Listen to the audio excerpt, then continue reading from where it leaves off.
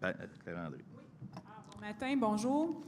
Donc, c'est effectivement la dernière assemblée annuelle avant les prochaines élections fédérales, provinciales. Aïe, aïe, aïe.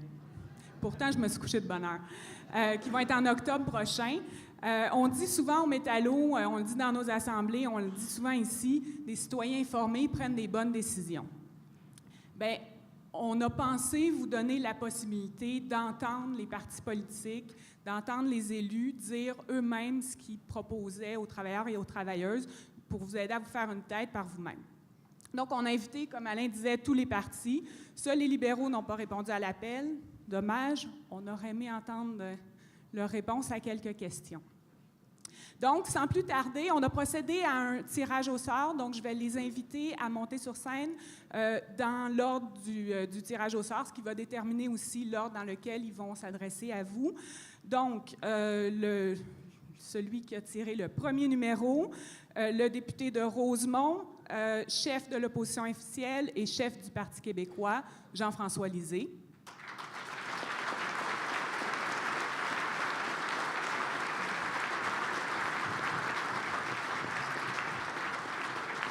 Bienvenue.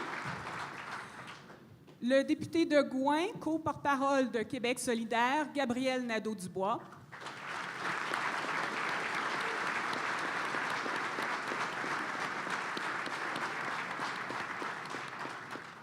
Et le député de Chambly, de la coalition Avenir Québec, Jean-François Roberge.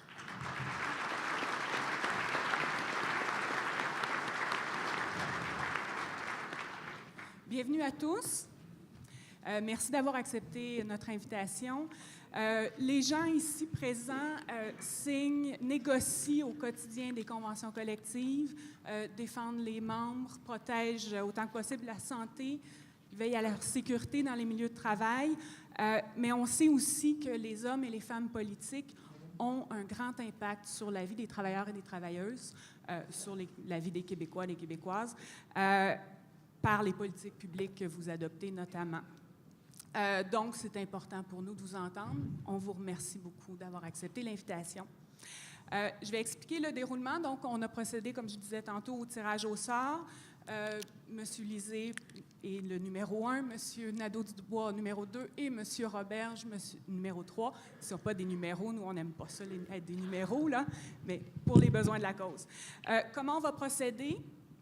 Chacun votre tour, vous allez vous adresser 4 minutes en introduction. Ensuite, on va avoir 2 questions, 3 minutes chacun de remarques d'entrée, des échanges pour 8 minutes. Ensuite, vous aurez l'occasion de poser des questions aux élus pour une quinzaine de minutes environ. Et on va conclure à 4 minutes chacun là, cette matinée de débat. Donc, en introduction, pourquoi votre parti serait la meilleure option pour les travailleurs et les travailleuses du Québec? Monsieur Jean-François Lisée, pour 4 minutes. Merci beaucoup, Claire-André. Merci de l'invitation. Bonjour, Martine. Très heureux de te voir, Martine Ouellette. Guy Leclerc est ici aussi, notre porte-parole en matière de travail. Moi, je suis content de vous voir. Je vous ai vu plusieurs fois dans le passé, entre autres parce que ma première carte de membre d'un syndicat, c'était des métallos. Moi, j'étais étudiant à Thetford Mines pour balayer de la poussière d'amiante. Il y a des gens de Thetford, Chaudière-Appalaches dans la salle. Je suis très content de vous retrouver. Et c'était en 1975. Balayer de la poussière d'amiante, c'est devenu illégal parce que le Parti québécois a voté la loi sur la santé et la sécurité au travail. Avoir des grèves sans briseur de grève, c'est devenu illégal parce que le Parti québécois a voté la loi anti-briseur de grève, la seule en Amérique du Nord. Les clauses orphelins, dans tout ce qui ne concerne pas les retraites, c'est devenu illégal parce que le Parti québécois a voté la seule loi anti-clauses orphelins en Amérique du Nord.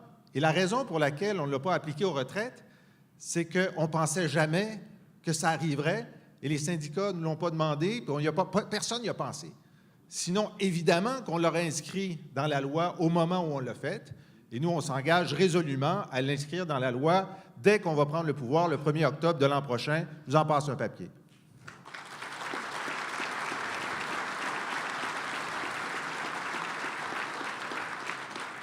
René Lévesque disait « Le Parti québécois, c'est le parti qui a un préjugé favorable aux travailleurs. » Il l'a montré en travaillant avec les organisations syndicales, et la FTQ en particulier. Louis Laberge, le grand Louis Laberge, qui a eu cette idée géniale de créer, avec le ministre des Finances qui s'appelait Jacques Parizeau, le Fonds de solidarité des travailleuses et des travailleurs.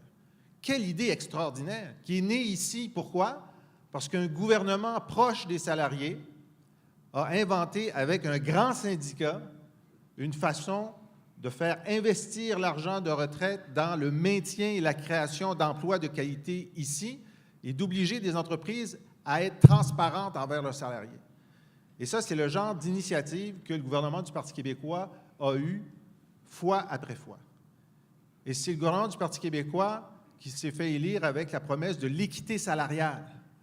Le seul endroit en Amérique du Nord où l'équité salariale s'applique non seulement dans le secteur public, mais dans le secteur privé. Il n'y en a pas d'autres endroits. Quand les partis démocrates viennent nous voir là, pour écrire leur programme, bien, leur programme, c'est ce qu'a fait le Parti québécois pour aider les travailleuses et les travailleurs au Québec. Ils rêvent que les États-Unis soient comme ce qu'on a fait pour les Québécois ici. Puis ça devient un rêve de plus en plus parce qu'ils vivent un cauchemar en ce moment en termes de droits des travailleurs. Alors oui, le Parti québécois a toujours été au rendez-vous de l'amélioration de la condition de vie des travailleurs, de leur droit de négocier, de leur droit de signer des conventions collectives. Et on est toujours au rendez-vous demain de faire en sorte que cette loi sur la santé et sécurité, elle finisse par s'appliquer à tous comme on voulait le faire au moment de son adoption. Et ça, on va le faire lorsqu'on sera de retour au pouvoir. Et oui, on va continuer à permettre la conciliation travail-famille.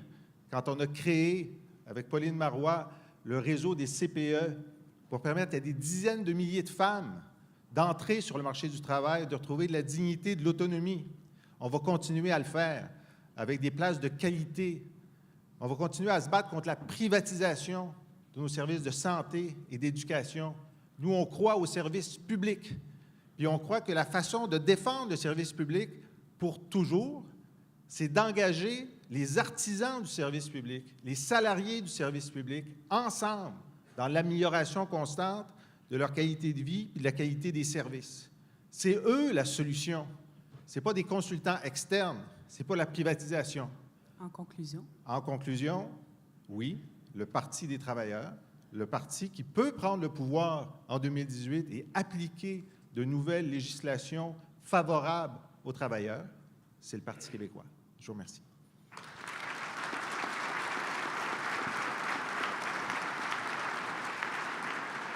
Merci. Merci, M. Lisée. Gabriel Nadeau-Dubois, sur la question. Merci beaucoup. Bonjour tout le monde. Je suis très content d'être parmi vous ce matin. Avant de commencer, je veux saluer les travailleurs et les travailleuses de la ZINC qui sont arrivés à une entente de principe dans les derniers jours, après 8 mois, c'est quand même pas rien, 8 mois de grève. C'est 10, on me dit 10 mois. Voyez-vous, c'est encore plus exceptionnel. On se croise les doigts pour que la troisième entente soit la bonne. C'est vraiment inspirant de voir des gens se mobiliser comme ça, lutter pour le respect, pour la dignité, pour conserver des conditions de travail humaines. Je veux les saluer chaleureusement au nom de Québec solidaire.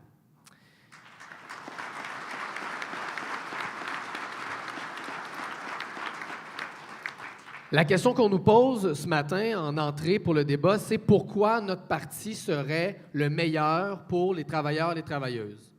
Pour moi, la réponse est facile, parce que Québec solidaire vient du monde syndical. Québec solidaire a été fondé par des gens issus du monde syndical qui étaient tannés de voir des gouvernements prétendre être du côté des travailleurs et travailleuses, mais agir autrement lorsqu'ils arrivaient au pouvoir. Et je suis très fier d'être dans un parti, donc, qui est resté fidèle depuis 10 ans à cette origine au sein du monde syndical. Québec solidaire, je dis souvent, notre principale qualité, c'est la cohérence. C'est le fait que depuis notre fondation, on n'a jamais perdu de vue notre objectif, notre raison d'être, que nos valeurs, notre projet de société pour un Québec juste, on ne l'a jamais lâché d'un seul pouce. Québec solidaire, vous savez à quoi vous attendre avec nous. On va toujours être du côté des travailleurs, travailleuses, pas une fois sur 2, pas une fois sur 3, à tous les coups. On n'a pas peur de le dire, à Québec solidaire, on est un parti progressiste, on est un parti de gauche, on est résolument du côté des travailleurs, travailleuses. Je voulais également parler de ce qui s'est passé dans le monde du travail au Québec dans les 30 dernières années.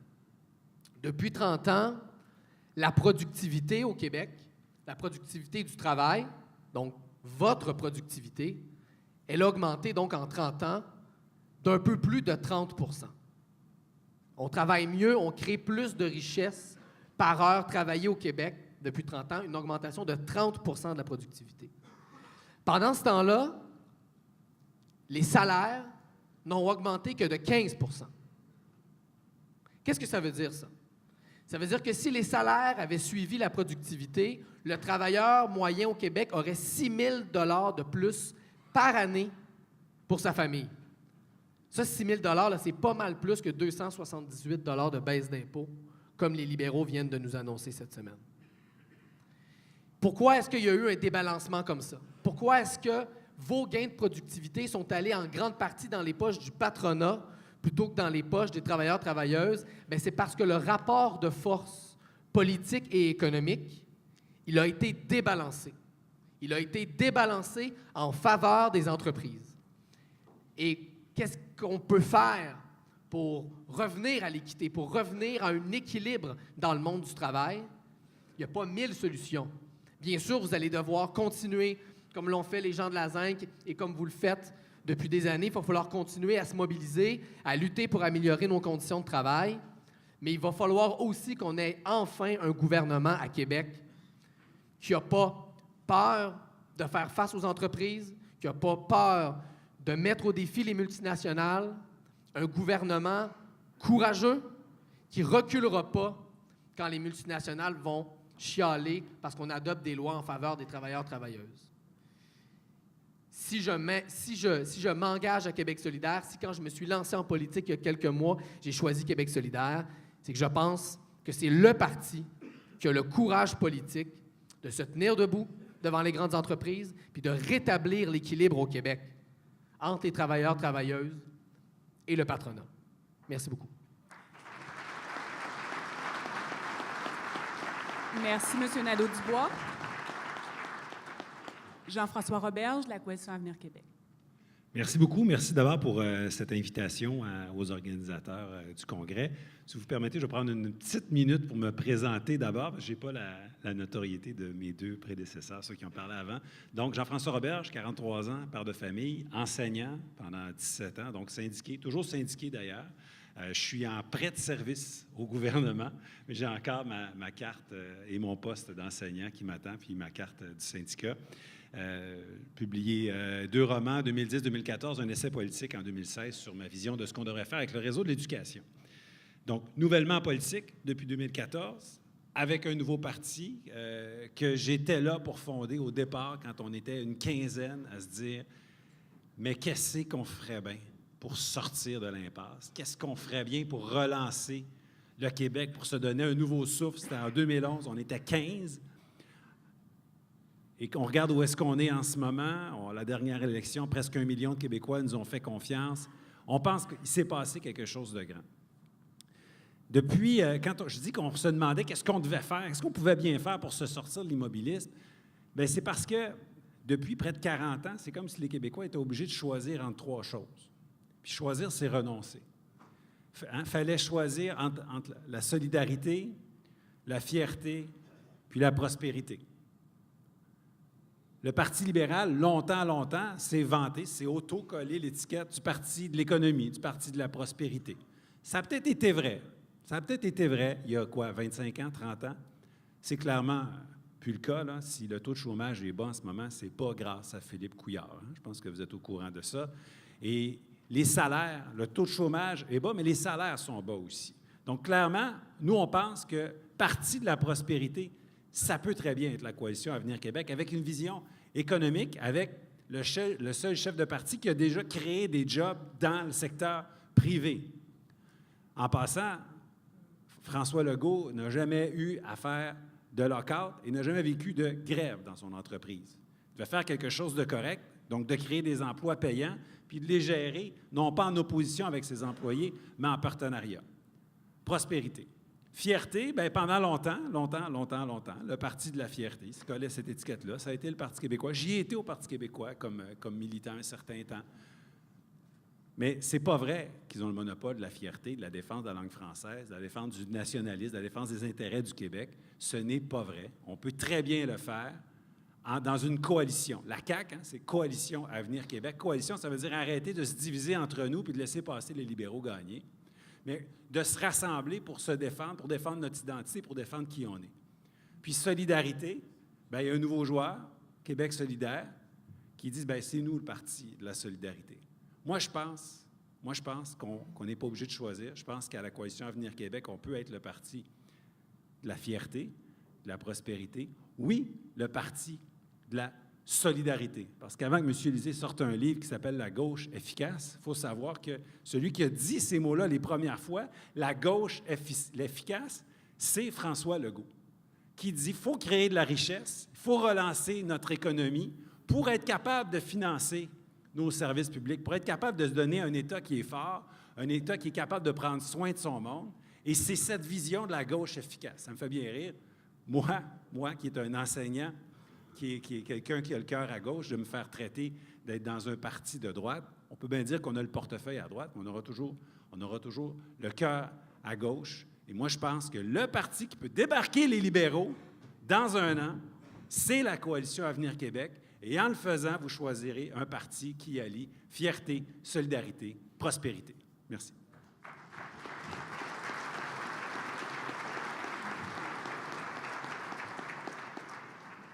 Merci à vous trois.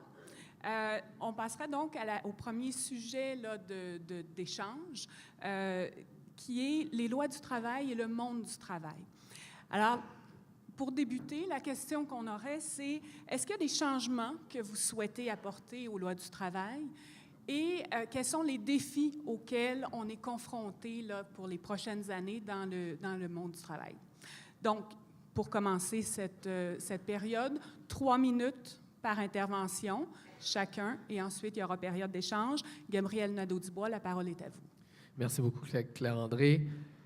Oui, le monde du travail change. Vous en entendez parler probablement à chacune de vos assemblées, à chacun de vos congrès. Mondialisation, robotisation du travail, nouvelle organisation du travail, mais aussi des demandes légitimes et importantes de conciliation travail-famille.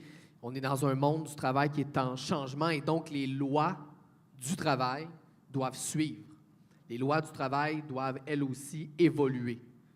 Actuellement, on évolue dans un environnement où les lois ont été écrites à une autre époque, il faut les moderniser. Et à Québec solidaire, on est particulièrement audacieux et avant-gardiste dans les modernisations qu'on propose. D'abord, il y a quelques jours à peine, j'ai déposé à l'Assemblée nationale un projet de loi anti-burnout, parce qu'un des fléaux dans l'économie, dans la société québécoise actuellement, c'est les épuisements professionnels en série. C'est à cause de l'absentéisme au travail, ça fait perdre la prospérité. Il y a des travailleurs, travailleuses qui pètent aux frettes de plus en plus parce qu'on leur impose un rythme de travail qui n'est pas humain et qui ne permet pas la conciliation travail-famille. Qu'est-ce qu'il y avait dans ce projet de loi-là qu'on a déposé il y a quelques jours? Ajout de 2 jours fériés au Québec.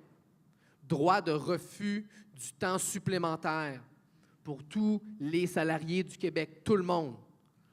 Le droit de connaître son horaire de travail 7 jours à l'avance pour tous les salariés du Québec. C'est pas rien, cela, là. On est en 2017. On ne peut pas dire « Ah, on est pour la conciliation travail-famille » et pas être en faveur de mesures aussi élémentaires que celle-là. Autre disposition du projet de loi, garantir à tous les salariés du Québec 3 semaines de vacances après 1 an de service continu. 3 semaines, là, c'est pas la fin du monde, c'est la moitié de la moyenne en Europe, ça, 3 semaines de vacances. C'est 1 semaine et demie l'été, 1 semaine et demie dans le temps des fêtes pour prendre soin de sa famille. C'est pas trop demandé, c'est un droit. Et après 2 ans de service continu, 4 semaines de vacances. 4 semaines, oui. Ça, ce serait généreux, hein? Oui. 4 semaines de vacances pour tous les salariés du Québec après 2 ans de service continu. Il faut se le dire, là, le Québec, on est en bas de la liste en termes de vacances prises Quand on se compare à tous les pays développés, on est en retard. Il faut rattraper ce retard-là. Également, dans ce projet de loi, l'interdiction de toutes les clauses orphelins, que ce soit bien sûr sur les salaires, mais sur les régimes de retraite, sur les avantages sociaux et sur toutes les conditions de travail. Ça aussi, il est le temps qu'on arrive au 21e siècle et il est temps que les gouvernements au Québec comprennent qu'on ne peut plus traiter les gens différemment en fonction de leur date d'embauche. Dernière... Oui, merci. Moi aussi, je trouve que c'est une belle proposition. Je pourrais continuer très longtemps. Québec solidaire veut reconnaître, notamment dans la Charte des droits et libertés, que ça devienne un droit fondamental au Québec reconnu que celui du droit à l'association dans une organisation syndicale, le droit de négociation et le droit de grève également, qui doivent être reconnus comme des droits fondamentaux. En terminant, je dirais que Québec solidaire, et on en est très fiers, a été le premier parti politique au Québec à demander une augmentation du salaire minimum à 15 $ de l'heure. C'est pas normal, dans un pays aussi riche que le nôtre, qu'il y a des gens qui travaillent à temps plein au salaire minimum, vivent en dessous du seuil de la pauvreté. C'est une question de respect, un salaire minimum digne au Québec. Merci.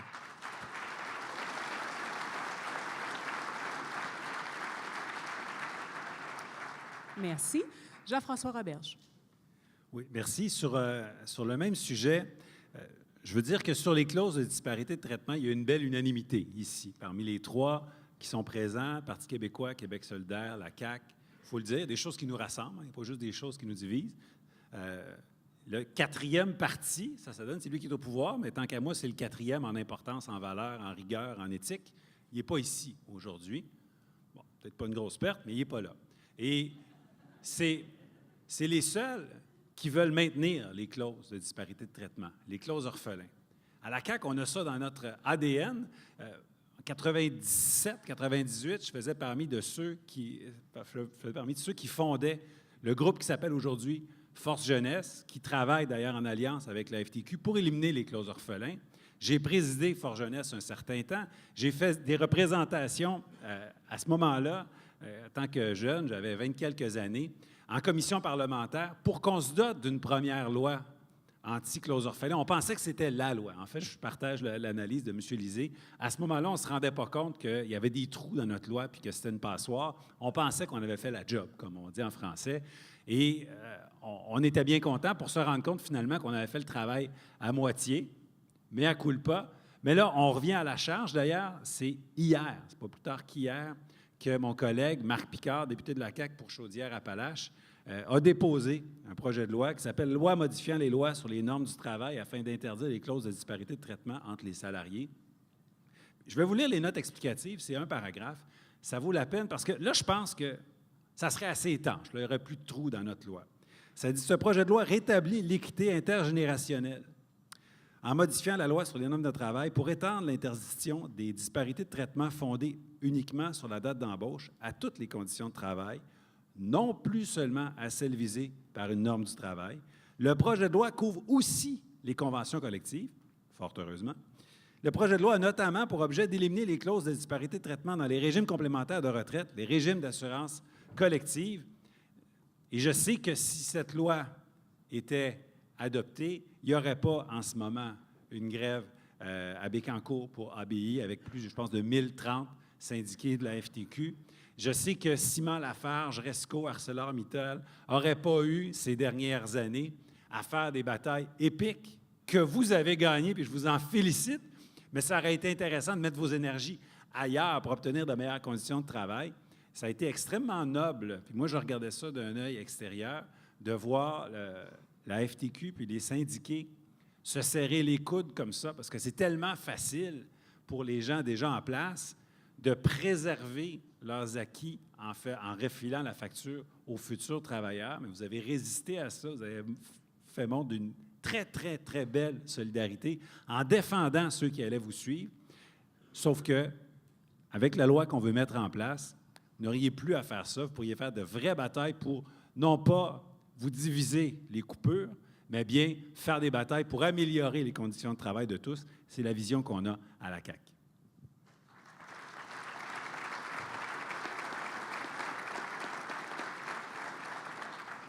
Merci.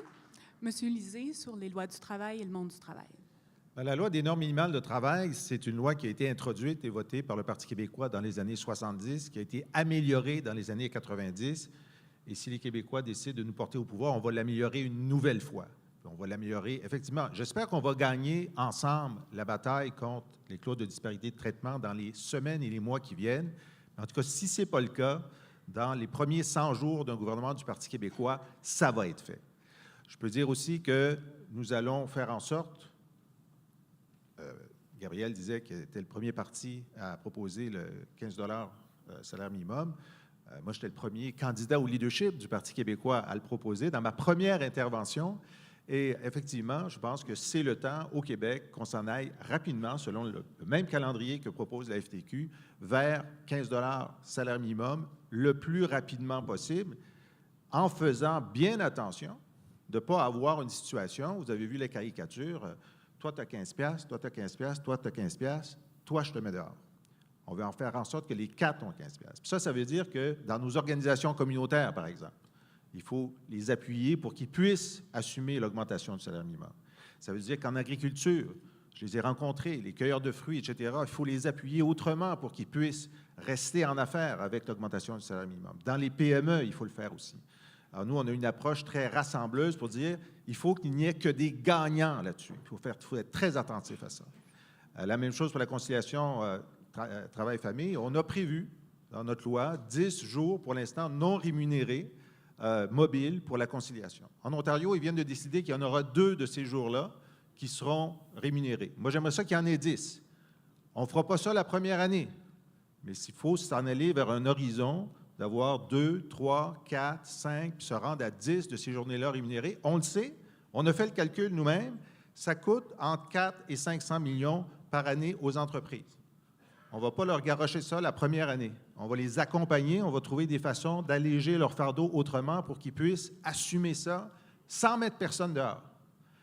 Alors ça, c'est une approche raisonnée. On veut aussi faire en sorte que la RRQ, nous, on est d'accord avec l'entente de Vancouver. On veut l'entente de Vancouver. Est-ce que il me reste du temps? C'est génial. Nous, on pense que dans l'ALENA, il faut absolument défendre nos règles d'origine. Les règles d'origine, ça a l'air technique, là, mais ça veut dire d'empêcher la délocalisation et le cheap labor. Et nous, on va se battre face aux multinationales, comme on l'a fait dans le passé, parce que ces lois-là que le Parti québécois a appliquées, là, il n'était pas pour le patronat, il n'était pas pour les multinationales.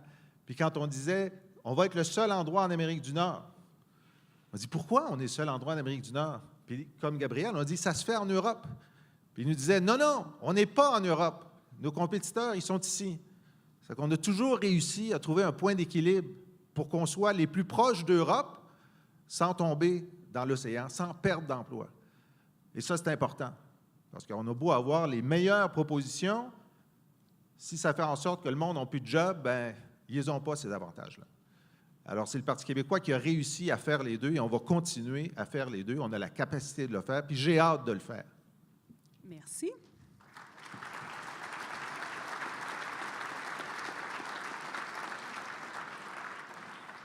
On aurait maintenant 8 minutes pour échanger entre vous sur les enjeux du monde du travail et les lois en matière de travail au Québec. Qui veut se lancer? Jean-François Roberge? Oui, ça. Brièvement, je veux dire que c'est intéressant pour moi d'être ici ce matin parce que je reste. En fin de semaine, on a notre Conseil national de la CAQ ici, au Delta, à Québec, peut-être même dans cette salle-ci. Et les thèmes, c'est l'économie régionale et les familles. Puis on a décidé de mettre ça ensemble, nous autres. Les familles et l'économie régionale. On n'est pas obligé d'opposer la conciliation travail-famille à l'économie pour dire, bien là, non, on peut pas faire des mesures de conciliation travail-famille. Il faut favoriser l'économie. Non, ça peut se faire ensemble. Puis parmi les propositions qui sont au jeu en fin de semaine par les militants, ça veut dire qu'ils ont été avalisées par les instances, il y a cette idée de bonifier puis d'améliorer le congé parental. Donc, c'est quelque chose qu'on veut remettre sur la table. On va le travailler avec les militants en fin de semaine, mais j'ai vraiment l'intention de promouvoir ça lors de la prochaine campagne électorale. Un meilleur congé parental. Attention, je n'ai pas dit congé de maternité, congé parental. Donc, je lance cette idée à mes collègues. C'est pas une mauvaise idée, c'est même une bonne idée. Mais moi, j'aurais une question en retour, Jean-François, parce que tu nous as parlé de solidarité tout à l'heure comme étant un des piliers de la CAQ. J'ai été un peu surpris parce que dans les dernières années, c'est pas exactement à ce genre de positionnement-là que la CAQ nous a habitués. Disons ça comme ça. J'ai une question pour toi. Qu'est-ce que la CAQ pense de l'ancienneté? Parce que moi, j'ai déjà entendu des candidats de la CAQ et de l'ex-ADQ avoir des propos assez troublants sur la pertinence de l'ancienneté au Québec. Absolument aucun problème avec l'ancienneté. Ça fait partie du jeu de la libre négociation entre l'employeur et le syndicat, autant dans le domaine privé que dans le domaine public. Il peut y avoir bien du monde qui disent bien des choses, mais vous n'avez rien trouvé dans nos documents. Il n'est pas question d'abolir la formule RAND. Il y en a qui ont mentionné ça là, pour faire peur au monde. Technique libérale, on agit des épouvantails. La CAQ ne remettra pas en jeu la formule RAND. La CAQ ne va pas prendre une position anti-ancienneté, tant que les syndicats et les syndiqués choisiront de mettre l'ancienneté de l'avant, parce que des gens plus jeunes ou qui ont moins d'ancienneté ont moins de privilèges, puis en gagnant des années, acquièrent des privilèges, bien, l'ancienneté fera partie de ce que vous voulez mettre de l'avant. Ça vous appartient. Il n'est pas question pour la CAQ d'aller légiférer contre ça. Ça, là, je vous le dis tout de suite, je ne sais pas où tu as pris cette information-là. Je ne dis pas que personne n'a jamais rien déclaré à cet effet-là, sauf que ce n'est pas dans des positions de la CAQ. Actuellement. Ben,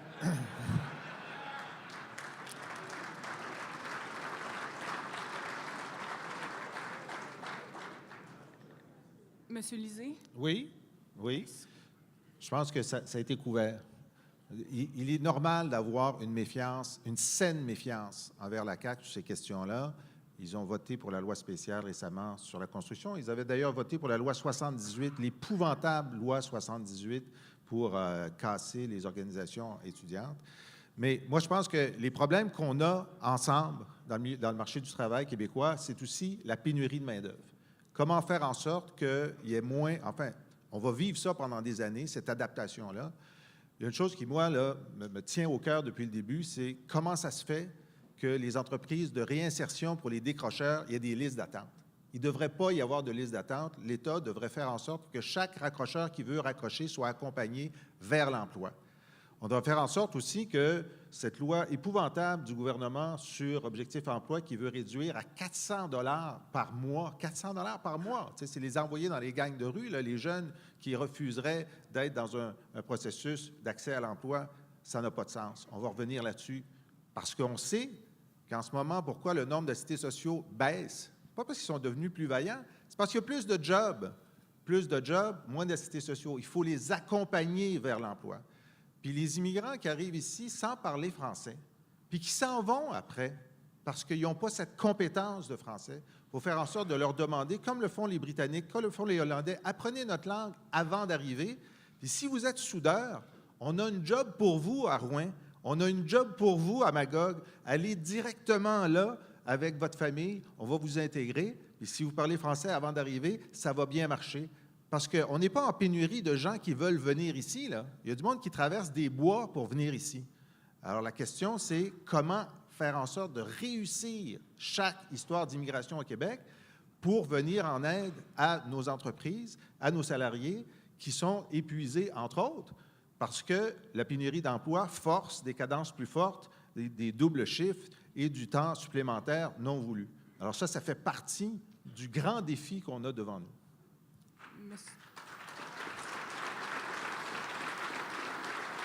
Monsieur Robert, je pense que vous souhaitiez réagir. Oui, bien, sur le sujet de la pénurie de travailleurs, ça touche vraiment beaucoup d'entreprises, notamment en région. Puis c'est paradoxal parce qu'il y a un lien à faire entre ce qui se passe avec ça, puis dans les cégeps. Dans certains cégeps, on manque d'étudiants à tel point que ça menace la survie de programmes et même la survie de certains cégeps. Bien là, c'est assez grave quand, dans certaines entreprises, les entreprises ne sont pas capables de combler leurs postes. Puis des fois, même ça peut les forcer à fermer leurs portes, à déménager. Donc, certainement qu'il va falloir agir là-dessus. Moi, je pense que la meilleure façon, c'est d'aider nos jeunes à compléter leurs études ou à compléter un parcours qualifiant qui va les amener sur le marché du travail. C'est correct, on va en faire venir des immigrants. Nous, on pense en faire venir un peu moins pour en prendre davantage soin. On veut réduire ça non pas de 50 000, mais à 40 000 par année, en mettant les budgets corrects pour les franciser, pour faire les mises à jour qui puissent prendre leur place dans la société. Mais notre vraie richesse naturelle, c'est nos jeunes. On a à peu près 25 des jeunes, laisse-moi, ça ne sera pas long, on a à peu près 25 des jeunes qui ne réussissent pas leur parcours à l'emploi, qui ne vont pas prendre leur place sur le marché du travail, qui ne vont pas combler ces postes, alors qu'il y a des entreprises qui veulent les embaucher. Moi, je pense que la vraie solution, c'est la qualification, c'est l'accompagnement de nos jeunes jusqu'à un diplôme, jusqu'à ce qu'ils puissent intégrer vos entreprises puis travailler à vos côtés.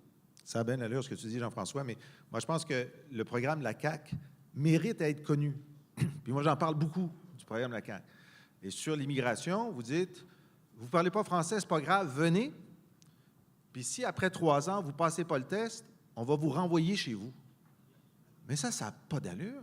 Des gens qui vont être ici pendant 3 ans vont être déracinés, vont avoir peut-être eu un enfant ici, vont avoir leur plus vieux à l'école. Puis là, 3 ans après, un gouvernement de la CAQ va leur dire « Ah, passez pas le test, retournez dans votre pays. » Quand est-ce que vous allez changer cette position-là? Monsieur Lisée, vous savez que c'est déjà le cas en ce moment. Hein? Les immigrants travailleurs qui viennent ici, qui ont un certificat pour avoir le droit de travailler au Québec, ce sont des certificats temporaires. Et à la fin du certificat, bien, ils doivent devenir immigrants, remplir toutes les conditions, ou bien retourner. Nous, ce qu'on dit, c'est que la condition pour renouveler ce certificat, c'est d'apprendre le français. Moi, je pense que c'est une question de fierté. Il y a comme une espèce de pacte. Tu choisis de venir au Québec, bien, tu fais ce choix de venir dans une société francophone. Nous, on te sélectionne, bien, on s'engage à te donner tous les moyens, tous les processus, tous les cours nécessaires pour t'intégrer, te franciser. Donc, nous, on te donne les cours, toi, tu choisis de les suivre, nous, on te donne le droit de rester. C'est un deal. Take it or leave it. S'il parle juste en anglais, ça va être ça. Gabriel Nadeau-Dubois, Jean-François écoutez, Lisée. on assiste souvent à l'Assemblée nationale à des débats entre le PQ et la CAQ sur les enjeux d'immigration. Il y a comme, en tout cas, de notre côté, on a envie de, je vous dirais, se recentrer là, sur les débats concrets. Puis là, j'ai envie de me recentrer sur la question qui nous a été posée sur les droits des travailleurs et des travailleuses. Parce que moi, je vais dire une chose, là. Puis je sous-entends aucune attaque avec M. Robert, M. Lisée, mais il y a une stratégie historique qui a été utilisée par le patronat dans tous les pays du monde pour affaiblir les travailleurs et travailleuses. Et ça a été de vouloir les diviser sur la base de leur origine, de leur religion, de la couleur de leur peau. Il faut faire très attention à ça au Québec. Regardez ce qui se passe aux États-Unis. Avec un politicien qui a décidé de jouer cette carte-là pour s'attaquer aux travailleurs et travailleuses. Fait que moi, je veux bien qu'on intègre convenablement les immigrants et les immigrantes. Oui, il faut plus de ressources en francisation. Et oui, les libéraux ont eu un bilan épouvantable en matière de francisation. Mais il faut se rappeler aussi de ce qui nous rassemble au Québec, là. Ça, c'est la défense de nos conditions de vie, de nos conditions de travail. Et en ce moment, on régresse au Québec. Et on ne régresse pas depuis juste le dernier mandat libéral. Ça fait 30 ans qu'on régresse en matière de salaire, en matière de conciliation travail-famille, en matière de pouvoir d'achat. Et ce que le Québec a besoin, là, c'est d'un coup de gouvernail significatif pour remettre les choses à l'endroit puis se relancer économiquement sur la base de l'équité entre les travailleurs et travailleuses puis le monde patronal. Merci. M. Lisée.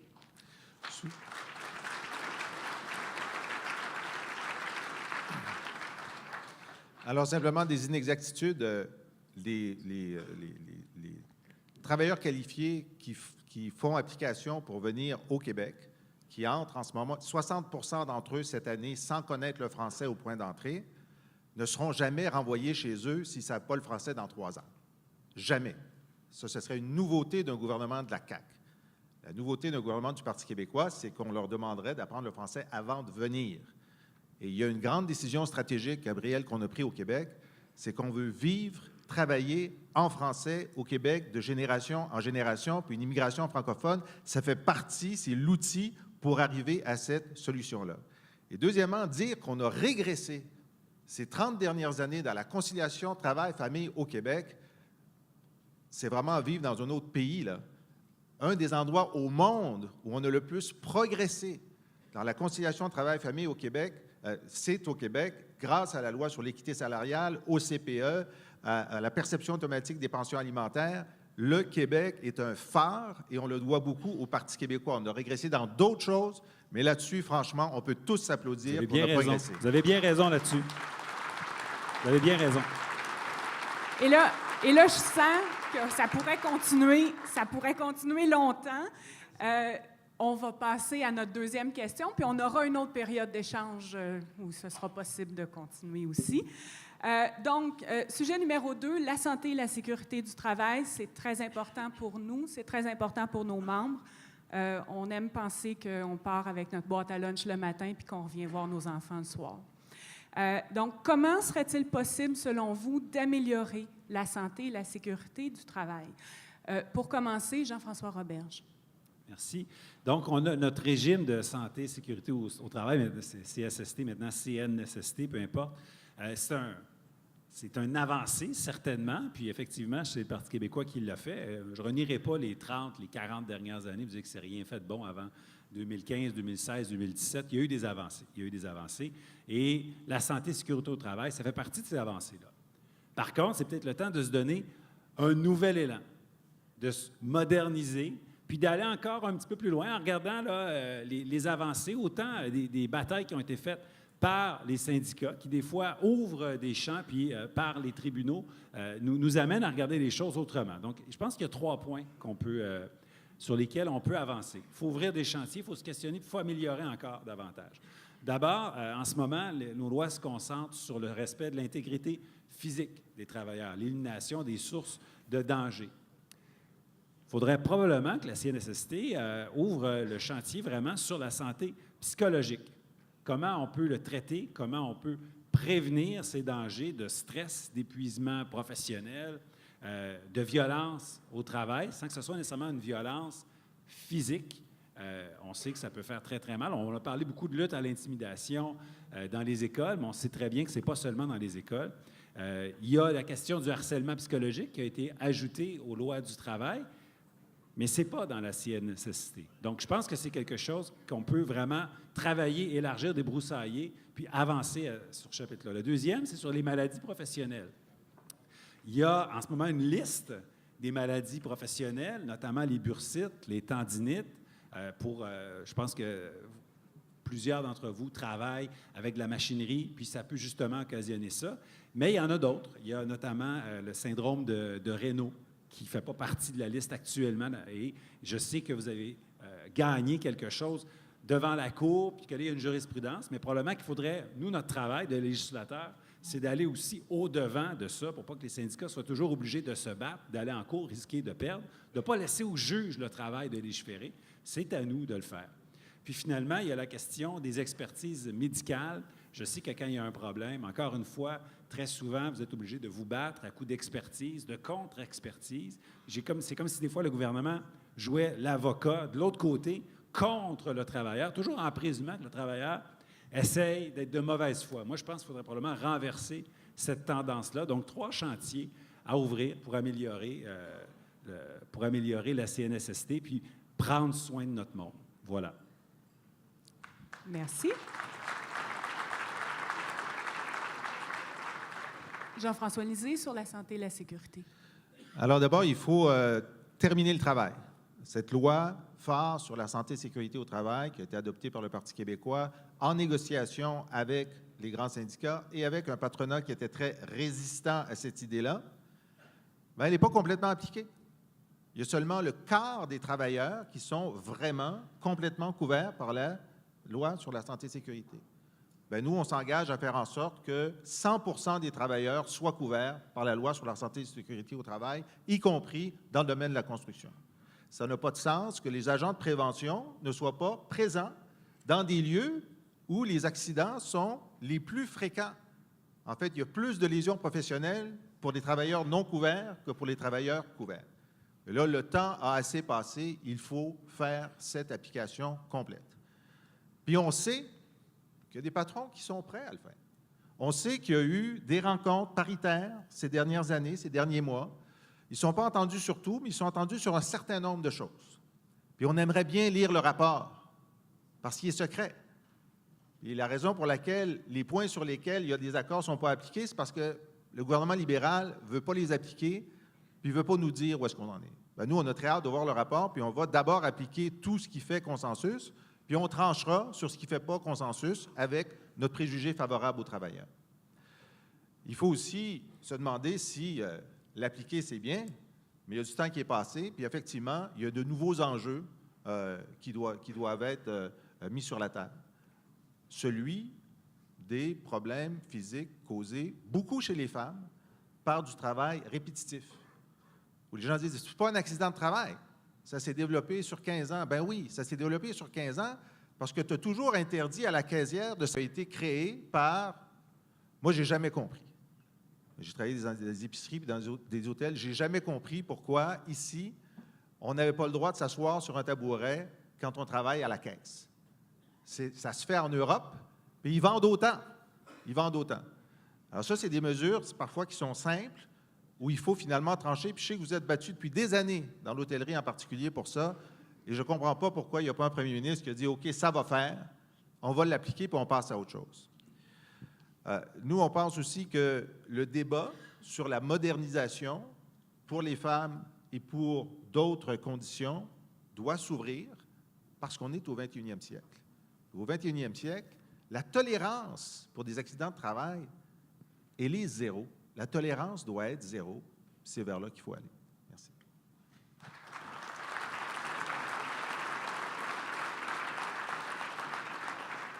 Merci. Monsieur Nadeau-Dubois. La première chose à dire quand on parle d'accidents de travail et de santé et sécurité au travail, c'est que le problème, il n'est pas réglé. Parce que quand on écoute certains partis, quand on écoute certains lobbies patronaux, on a l'impression que ça, la santé et sécurité, c'est un enjeu d'un autre siècle. Hein, c'est les batailles d'hier, puis aujourd'hui, il n'y aurait plus de problème. Mais c'est faux.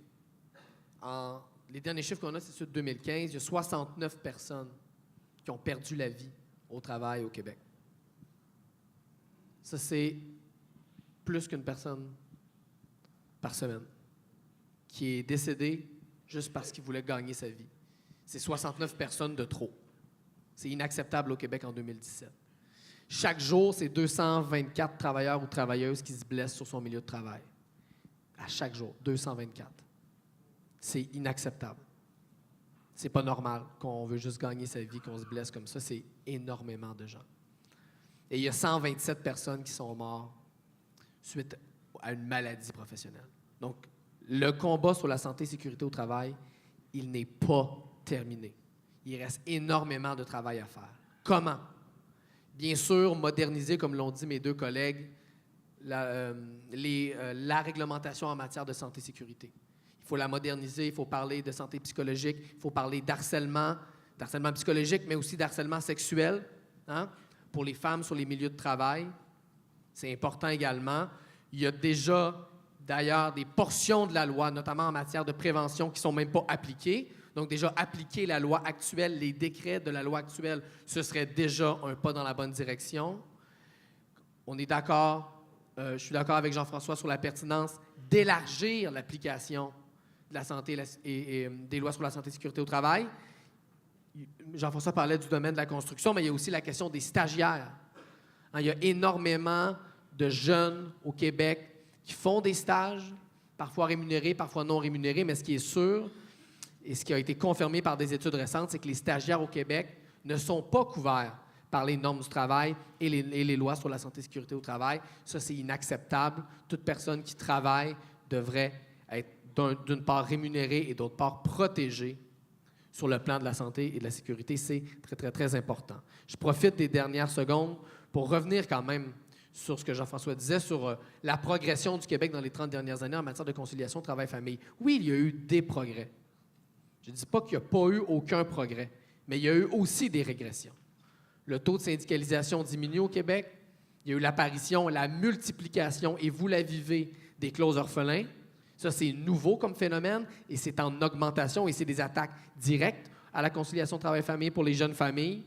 Il y a une précarisation du travail, notamment sur le plan des horaires de travail, où les employeurs demandent de plus en plus de la soi-disant flexibilité, ce qui fait au détriment de la capacité pour les travailleurs, travailleuses de planifier leur semaine et donc de planifier leur vie familiale. Il y a la stagnation des salaires, l'endettement des ménages causé par la stagnation des salaires. Donc oui, il y a eu des bons gestes, oui, il y a eu des avancées sur certains plans, mais il y a aussi des menaces.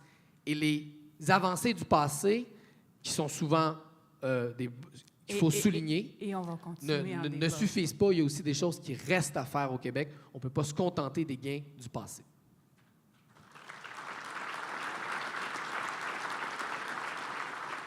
Alors, merci à vous trois. On continue avec notre période d'échange sur la santé et la sécurité. Moi, je tiens à remercier Gabriel pour sa correction qu'il vient de faire. Effectivement, il y a eu des grandes avancées. Il reste des choses à faire. Il y a des nouveaux défis qui s'installent, comme celui de la précarisation. Et cette demande dans le 5-10-15 de dire, est-ce qu'on peut au moins savoir 5 jours à l'avance quel sera notre horaire la semaine suivante? Nous, on est pour ça à 100 %. On est pour ça à 100 % parce que c'était pas quelque chose d'extrêmement important, sauf dans le tourisme ou la restauration, il y a 10 ou 20 ans. Mais maintenant, avec la précarité, avec les horaires flexibles, ça devient un fléau. Ça devient un fléau. Et donc, il faut stabiliser la possibilité d'au moins savoir 5 jours à l'avance quand est-ce qu'on va voir nos enfants puis quand est-ce qu'on va être obligé de rester. Et la multiplication des doubles shifts et le temps supplémentaire obligatoire est aussi un fléau dans le secteur public, en santé, mais aussi dans le secteur privé.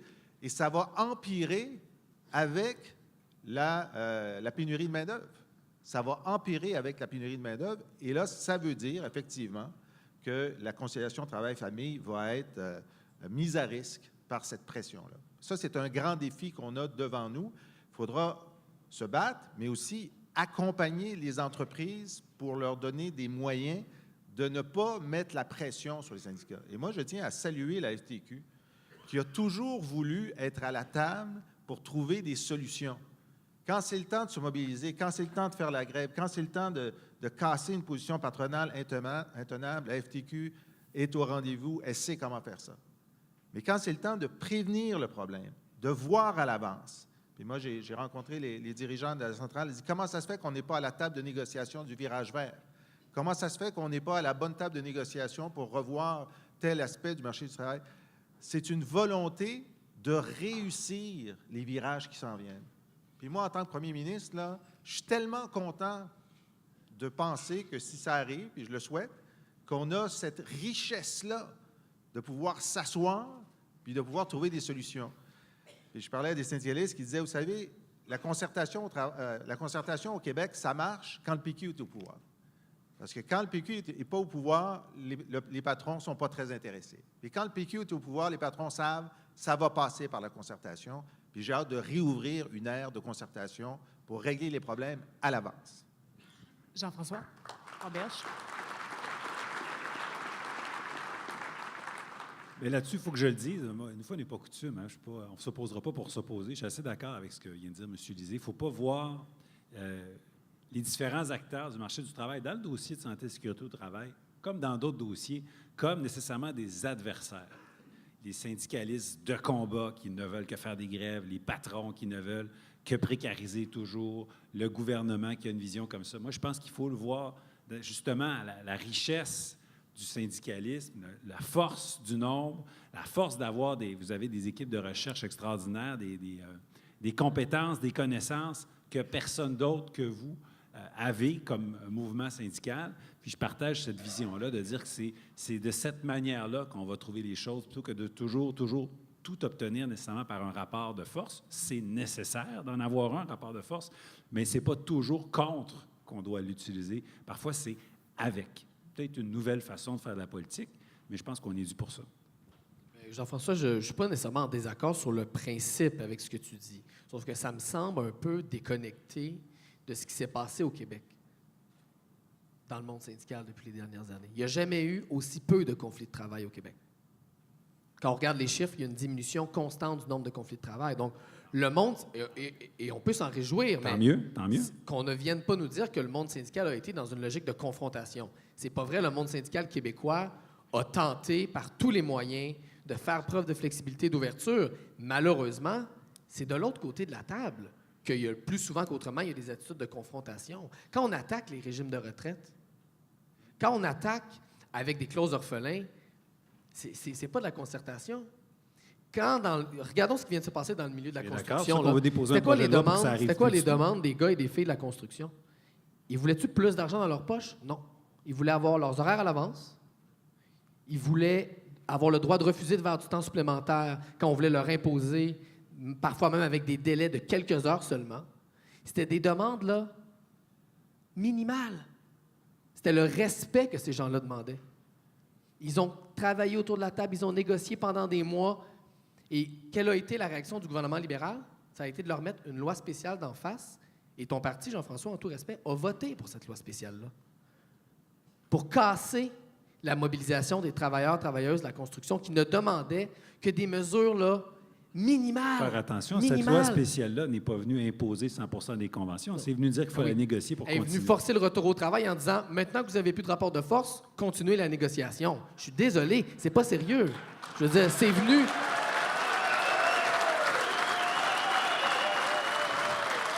Déjà que le secteur... Je veux dire, déjà que dans le secteur de la construction, il n'y a pas de loi sur les briseurs de grève. Donc, déjà, ça biaise le rapport de force. Déjà que le seul moyen qu'ils ont à peu près, c'est la grève. Ça prend systématiquement 2 jours, parfois même quelques heures. Bang, on leur met une loi spéciale dans les dents. Et vous avez appuyé la loi spéciale qui brimait complètement le droit à la négociation. Donc, moi, je ne doute pas de ta sincérité quand tu dis ces choses-là, mais je ne suis pas certain que votre formation politique partage ces valeurs-là, parce que quand je vois comment ils votent à l'Assemblée nationale, et je le vois tous les semaines, c'est pas dans ce sens-là que ça va, la CAQ. Je suis désolé, c'est pas dans ce sens-là que ça va.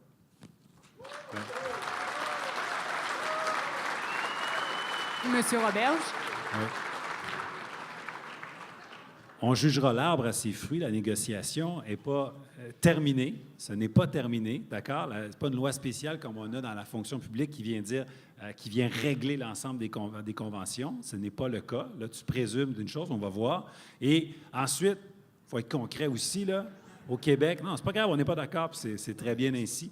Mais au Québec, là, à un moment donné, il fallait que ça avance cet été. Là. Il faut faire l'arbitrage de l'ensemble des groupes et de ce que les gens voulaient. Je pense qu'il fallait que ça continue. La négociation, quand elle sera terminée, là, on reviendra. Là, moi, je vais faire une prédiction. Je vais faire une prédiction, Jean-François. J'aimerais qu'on donne la parole à M. Lisée. Secondes, et je te jure, Jean-François, je ne vais pas vous déranger. Quand il y a ça d'épais de demande patronale, ça de demande syndicale, et que le gouvernement force l'arbitrage, on peut présumer de l'issue de la négociation. On a compris l'échange. Monsieur Jean-François Lisée.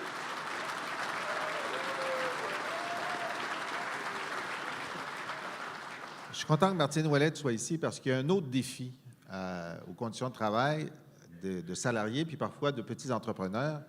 C'est des choses comme Uber.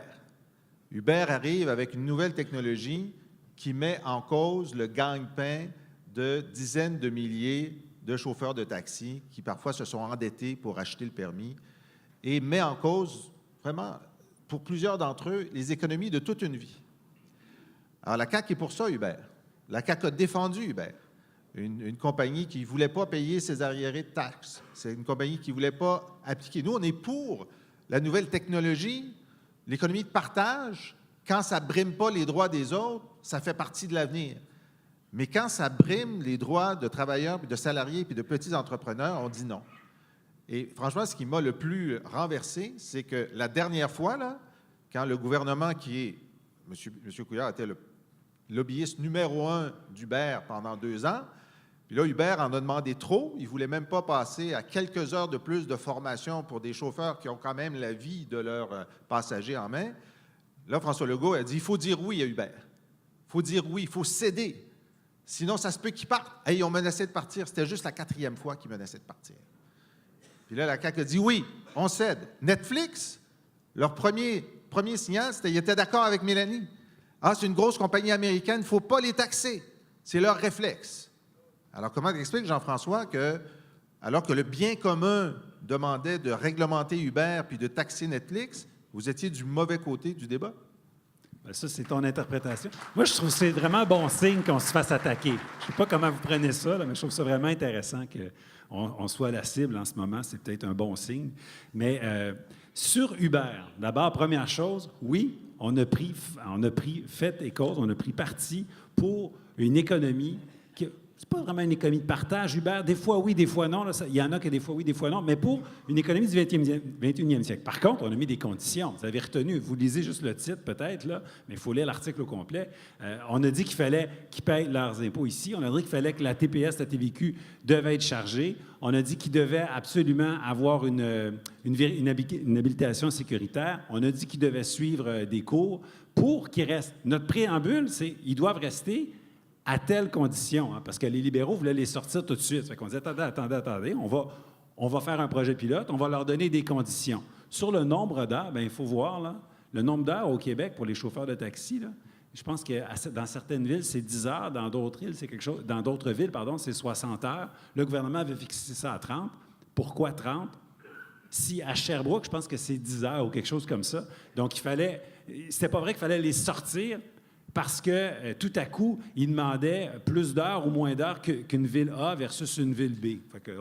Disons que c'était à moitié vrai, ce que vous avez dit. Bien là, tu vois, ils vont faire 30 heures puis ils vont rester. Ça fait qu'on a bien fait de tenir notre côté. Oui, en effet. Merci, messieurs. Wow!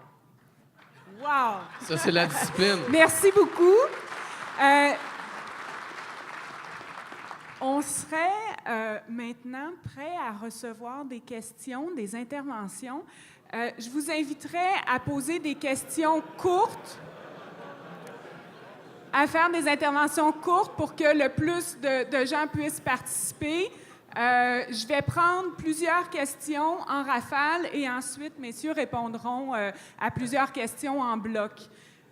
Donc, micro numéro 1, Monsieur Lallier. Luc Lallier, local 78-85. Dans un premier temps, moi, je vous remercie d'être venu. OK? Ça prouve aussi que vous n'avez pas les mêmes problèmes que les libéraux ont, mais c'est sûr aussi que vous êtes à l'opposition. En tout cas, ceci étant dit, ma question s'adresse particulièrement à M. Lisée concernant la santé et sécurité. On sait très bien, puis c'est parfait, le Parti québécois a mis des maudites belles lois pour les travailleurs et les travailleuses, puis ça, jamais je vais démentir ça, et j'en suis fier. Ma question, c'est que par rapport au fameux secteur prioritaire... En métallo, on représente du monde dans l'aluminium, dans les aciers, dans les mines, dans le ciment, bref, dans beaucoup de secteurs qu'on pourrait qualifier de grands émetteurs de gaz à effet de serre. On va être confronté à une transition vers, disons, d'autres moyens énergétiques. Concrètement, comment vous voyez ça par des moyens là, vraiment concrets, là, pas des grands principes? J'en prends deux autres, puis ensuite, on va leur demander de répondre. Micro numéro 1. Danny Poirier, 7885, Centre du Québec. Moi, c'est plus un commentaire ou une remise à l'heure. Le 12 mars 2014, François Legault s'est retiré sur la formule REM, mais il a conservé, par contre, dévoilé les états financiers, le vote secret pour les accréditations, la cotisation qui sert à des fins non politiques. Ça, on reconnaît notre ami Harper là-dedans. Vu que vous avez un petit congrès en fin de semaine, ce serait peut-être le temps d'en reparler de ces questions-là. Puis mon autre question, c'est la santé et sécurité. Là. Les secteurs prioritaires, ça fait longtemps que c'est gelé et ça ne bouge pas. Merci.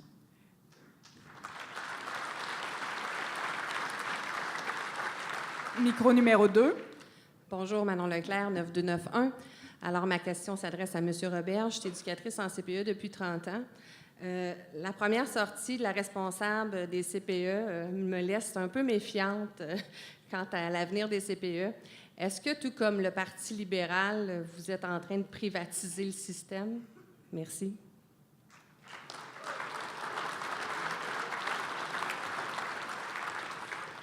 Donc, je pense que, en général, je laisserai peut-être chacun s'exprimer sur les questions qui ont été posées. Monsieur Lisée.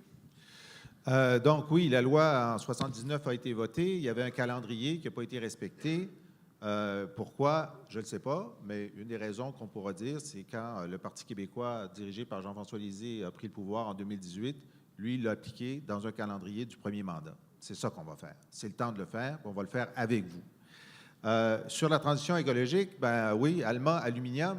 Vous savez, il y a une ville en Chine, Shenzhen, qui vient de décider que tous les autobus allaient être électriques d'ici 2025.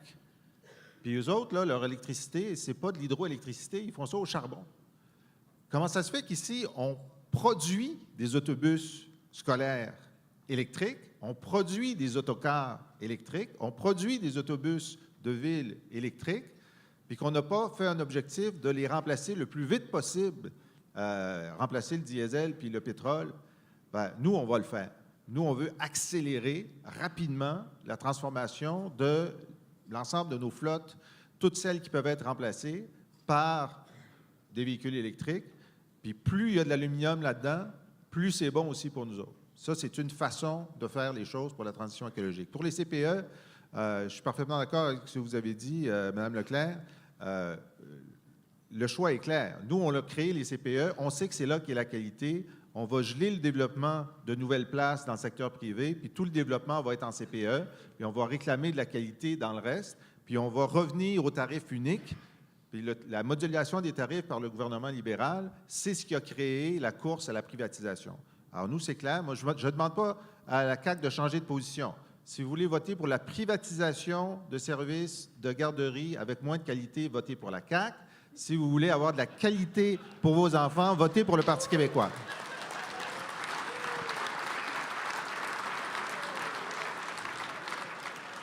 Gabrielle Nadeau-Dubois. Il y a eu plusieurs questions. D'abord, sur monsieur qui parlait des secteurs prioritaires en santé et sécurité au travail. Écoutez, c'est un bel exemple. Puis on est quand même dans un débat, alors je ne vais pas m'empêcher de dire ce que je pense. Il y a une chose que vous pouvez être sûr, c'est que le Parti québécois, quand il est dans l'opposition ou en campagne électorale, il va toujours flasher à gauche. Toujours. Ça, vous pouvez en être sûr. Est-ce que vous pouvez être sûr qu'une fois au pouvoir, il va tourner à gauche? Ça n'a pas toujours été le cas. Et vous avez donné un exemple de ça. Moi, je laisse les gens faire leur choix. Et dire ça, ça ne veut pas dire renier les immenses contributions du Parti québécois. Jean-François parlait des CPE, parlait de la loi sur les briseurs de grève. Ce sont des vraies avancées qu'il faut saluer, mais le passé n'est pas toujours garant de l'avenir et on ne peut pas seulement parler de nos réalisations passées. Il faut aussi regarder ce qu'on n'a pas fait dans le passé alors qu'on l'avait promis. Et vous en avez donné un exemple. Alors moi, je pense que les gens doivent faire un choix. Est-ce que le Parti québécois a eu la cohérence nécessaire dans les dernières années pour mériter la confiance des travailleurs et travailleuses? La question est lancée. Deuxièmement, sur la question de la transition écologique, question terriblement importante, une chose qu'il faut dire, c'est que la transition vers une économie durable, là, respectueuse de l'environnement, la science nous le dit, il va falloir la faire. Alors, on a deux choix. Soit on la fait de manière désordonnée, et il va y avoir des pertes d'emplois qui vont être catastrophiques pour les régions du Québec, soit on pète le problème par en avant en faisant comme si ça n'existait pas, et on se ramasse dans 15-20 ans, surtout pour ma génération, avec des foutus gros problèmes, soit on commence dès maintenant à la faire de manière ordonnée, avec l'État qui a un rôle de leadership et qui dit « voici le plan sur 15, sur 20 ans pour faire une transition. » Parce que disons-nous une chose, là, les problèmes climatiques, là, c'est pas les travailleurs, travailleuses qui les ont causés. C'est pas les gens qui travaillent dans le secteur du béton, dans le secteur du ciment, dans le secteur du transport qui ont causé les changements climatiques. Alors, c'est certainement pas aux travailleurs, travailleuses à payer la facture et à perdre leur emploi. La transition, oui, il faut la faire, mais il faut la faire de manière juste pour garantir des emplois de qualité. Et vous savez quoi?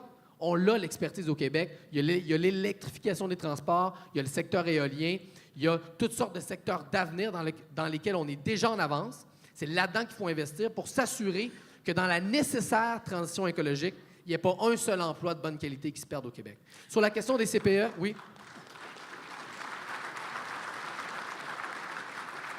Sur la question des CPE, c'est une institution phare du Québec. C'est un modèle à travers le monde. Malheureusement, ce modèle-là a été affaibli d'abord par une augmentation des tarifs par le Parti québécois, ensuite par une modulation par le Parti libéral du Québec. Et là, on pensait faire des avancées avec le projet de loi 143 qui est sur la table et malheureusement, sous la pression de la CAQ, les libéraux sont en train de reculer et de permettre le développement d'un système de garderie privée en milieu familial sans à peu près aucun encadrement. Ça, c'est dangereux pour les enfants du Québec. Alors là-dessus, je ne vais pas contredire Jean-François. C'est très dangereux pour l'avenir de nos enfants, un gouvernement de la CAQ en 2018. Jean-François Roberge, sur les questions qui ont été posées. On a le dos large, là. Ça fait que les mauvaises décisions des libéraux, c'est de ma faute, ça a l'air. Coudonc. Mais je veux partager l'analyse de Gabrielle ici sur le Parti québécois en campagne puis au pouvoir, là, Dr. Jekyll, Mr. Hyde. On l'a vu avec la réforme du mode de scrutin. Je pense que ça fait comme 40 ans qu'ils la promettent. Ils ont été combien de temps au pouvoir? 20 ans? Avez-vous vu le mode de scrutin changer, la proportionnelle arriver? Non. Mais ils vont leur promettre, par exemple. Faites-vous-en pas, c'est payant. Même chose pour les hydrocarbures, là. Anticosti. Philippe Couillard, il a fermé le robinet Anticosti, mais il n'y a pas longtemps, là. 3 ans et demi, là, c'est le Parti québécois qui l'a signé. Ça fait que flip-flop. À un moment donné, il faut faire attention. Maintenant, sur les CPE, mes 2 filles sont passées en CPE. Moi-même, j'enseigne dans une école publique en passant. Et il n'est pas question de privatiser le système, là. L'espèce de course aux garderies privées, ce n'est pas la CAQ qui l'a fait. Voyons donc. C'est les libéraux, en modulant leurs frais puis en augmentant les frais de manière démesurée, qui ont poussé les familles à aller vers le privé. Le privé a vu le marché s'ouvrir. Les garderies privées ont ouvert à côté des CPE. Il y a une concurrence déloyale. 1 + 1, ça fait 2. C'est l'incurie libérale qui a causé ça, là, un instant. Et la question sur le syndicat. Non, on ne va pas remettre en question la formule RAND. Merci de l'avoir reconnu, que c'est vrai, ça avait été dit, je pense que le couvercle a été ouvert et fermé en quelque chose comme 24 heures. Là. À un moment donné, il ne faut pas nous en tenir rigueur. Ça fait 6 ans que c'est comme ça, puis ça va être comme ça encore. Par contre, c'est vrai qu'on a pris le pari pour plus de transparence pour les travailleurs. Ça ne fait pas l'affaire de tout le monde, mais on va l'assumer. Et je pense que dans la question, il y avait le processus d'accréditation syndicale aussi, les Pour votes secrets. moi, ça fait partie de plus de transparence. Oui, c'est vrai. Pour moi, je pense que ça doit se faire avec les bulletins tels qu'ils ont été mentionnés. Puis pour moi, je l'assume. Je pense que c'est la meilleure façon d'avoir une vraie adhésion, d'avoir un syndicat qui est plus fort. Quand vraiment les gens veulent se syndiquer, ils doivent le faire, je pense, de cette manière-là. Oui. Les micros sont pleins. Je vous demanderai, les gens qui sont au micro, on va faire notre possible pour passer au travers, mais j'aimerais ça qu'ils s'en rajoutent pas, désolé. Intervention courte, réponse autant que possible courte, si possible. Micro numéro 1. Et peut-être mentionner votre milieu de travail. Okay. Karine Sénéchal, local 5768, Gagnon, Fairlake, Fermont, sur la Côte-Nord. Écoute, moi, je connais pas vraiment la politique, c'est pas mon dada, mais il y a une chose que j'ai écoutée ce matin, c'est qu'on a 3 partis avec quand même des idées qui peuvent se rassembler, malgré que vous n'entendez pas sur tout, là, mais on voit qu'on peut aller avec des idées qui peuvent être proches. J'ai regardé aussi, j'ai pris le temps de regarder les dernières élections. J'ai vu que les libéraux, c'était 1 700 000 de votes. PQ, 1 million. La CAQ, 975 000, puis Québec solidaire, 300 000. Il y a une chose qui est certaine. On s'entend toutes, les 3 en avant, puis tout le monde ici. C'est quoi notre but? C'est sortir les libéraux.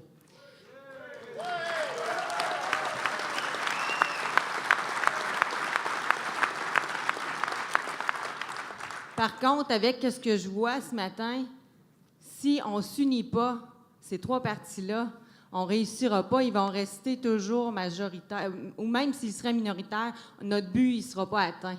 Là, il faut arrêter de se diviser comme vous faites, là. Il faut que vous réussissiez à vous rassembler. Moi, je crois aux licornes, hein? Puis, à matin, c'est ce que je vous lance.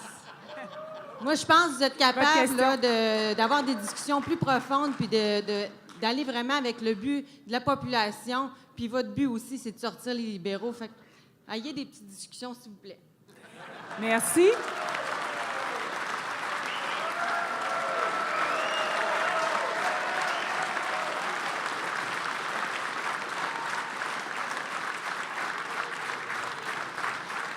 Micro numéro 2. On va essayer de continuer. Merci. Micro numéro 2. Bonjour, je vous salue de votre présence ici. Mon nom, c'est Dido Roulanis, président d'unité locale 2004. Je travaille au Canadien National pour le transport. On transporte la plupart des produits de nos confrères ici. Nous, on est régis par les lois fédérales. Ce serait plus Mme Ouellette, là, indirectement. Fait que vous avez parlé de changer des lois. La plupart du temps, les lois qui vont être changées, ça va profiter à nos confrères et consoeurs de la province du Québec. Mais vu qu'on est régi par le Code du travail, par le Code fédéral du travail, nous, on est un peu laissés dans le néant. Et qu'est-ce que les partis vont faire pour ramener certaines choses de notre bord qui travaillons sur le régime des lois fédérales. Ça, c'est la première partie. Puis, on parle souvent de rapport de force. En tant que compagnie qui est régie par les lois fédéraux, fait que nous, si on va en négociation en 2018, on donne un mandat de grève à nos délégués. Dans 2 jours, il va y avoir une loi spéciale qui va être votée. C'est quoi qui va être fait pour que ce rapport de force puisse se rééquilibrer? C'est ça qu'on veut savoir. Pas seulement pour moi, mais pour tout le monde ici. Fait que, parce que le rapport de force, on dirait que d'année en année, il se réduit comme un pot de chagrin. Merci.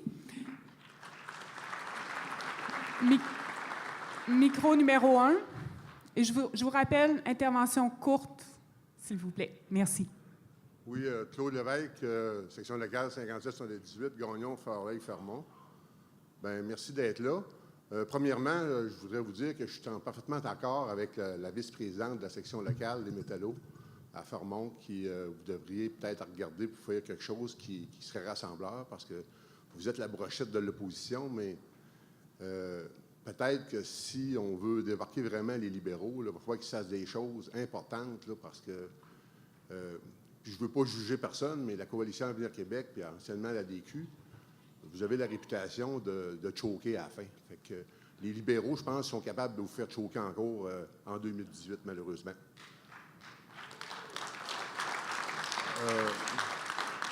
Mon intervention, par contre, je voudrais parler peut-être de la loi anti-SCAB. Je sais que la loi anti-SCAB, M. Lisée en a parlé, elle vient du Parti québécois. Gabriel Nadeau, tu as l'air à dire que la loi anti-SCAB, c'est bon parce que c'est bon pour le rapport de force. La CAQ, sur la loi anti-SCAB, je pense que vous êtes d'accord avec ça aussi, vous autres, au niveau de la CAQ? OK. Oui? Oui? On prend la question, on continue. OK, bon. Merci. C'est parce que la loi anti-SCAB, parce que vous avez parlé tantôt de... Claude. Oui. Si non, je vais venir à ma question. Vous avez parlé... Il y a bien du monde, là. Oui, vous avez parlé tantôt de modifier la loi sur les normes du travail. Par contre, au niveau du Code du travail, il y a une faille concernant la loi anti-SCAB pour la question de la sous-traitance dans les entreprises, parce que les multinationales embauchent beaucoup de sous-traitants. Puis malheureusement, ces sous-traitants-là, c'est ça qui fait qu'il y a des travailleurs à revenus précaires, parce que les multinationales profitent de ces travailleurs-là. Puis, quand il arrive la question des négociations, quand ces travailleurs-là sont syndiqués, qu'on arrive puis on obtient, mettons, un vote de grève, la menace qu'il y a, c'est que le donneur d'ouvrage va enlever le contrat au sous-traitant parce qu'il ne remplira pas sa fonction il ne respectera pas son contrat. Fait que ces travailleurs-là, même avec la loi anti-SCAB, sont un peu, le rapport de force est très, très diminué parce qu'ils vont perdre 2 jobs. Ils perdent le contrat, ils perdent 2 jobs. Donc, est-ce qu'il y a quelque chose qui pourrait être fait pour améliorer le Code du travail dans ce sens-là? Merci. Micro numéro 2. Bonjour, Daniel Houd, Métallo 9700. Premièrement, j'aimerais remettre les pendules à l'heure. On n'est pas en conflit de travail présentement à l'aluminerie de Bécancour. Il n'y a pas de grève à l'aluminerie de Bécancour. On va remettre les pendules à l'heure. Il y a un médiateur qui a été nommé. C'est mon premier point. Puis je suis content de voir que nos 3 participants ici aujourd'hui sont sensibles aux clauses orphelins. Parce que tantôt, là, on a commencé à le voir, puis ça va continuer si on ne se presse pas vite. C'est une mode qui s'en vient chez les employeurs. Fait que je vous invite à faire avec nous, à mettre de la pression sur le gouvernement pour que cette loi-là soit changée au plus vite. Pour ne pas dire d'autre chose. Au plus vite. Parce que tantôt, là, il y a des députés qui vont venir s'ingérer d'un conflit de travail pour dire cette valeur. Mais j'espère que vous allez y passer des messages de ne pas mettre de pression sur les travailleurs. OK? Qui mettent des pressions sur les compagnies qui essayent de profiter de ces choses-là. Je vous invite, mettez de la pression avec nous autres, parce que nous autres, les syndicalistes, on a un petit défaut des fois. On a de la mémoire, puis on va se faire plaisir de vous en rappeler si vous ne fonctionnez pas avec nous autres. Merci.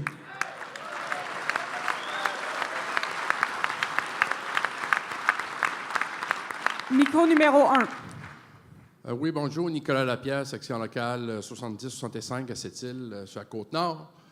Premièrement, j'aimerais aussi vous remercier pour le courage politique que vous avez eu à venir vous asseoir devant nous. Ça prend du courage politique pour venir faire ça, un exercice sans filet comme ça.